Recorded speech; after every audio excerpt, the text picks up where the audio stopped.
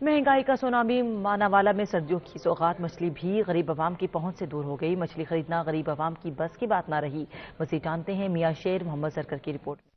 सर्दी की शिद्दत में जैसे ही इजाफा हुआ तो सर्दियों की लजीज तरीन सौगात मछली के पॉइंट आबाद हो गए। मानावाला के शहरियों की बड़ी तादाद ने फिश पॉइंट की दुकानों का रुख कर लिया, मगर महंगाई की सताई हुई आवाम का कहना है कि सर्दियों के मौसम में हर हफ्ते मछली खाने का प्रोग्राम बनता था, मगर अब महीने में एक मरतबा ही बनता है। दिल करता है खाओ, महंगी भी बड़ी है, सर्दी का मौसम है, मच्छी भी खानी चाहिए।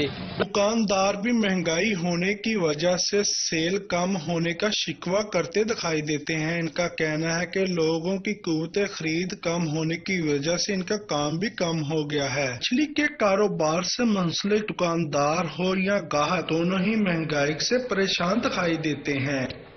सर्दी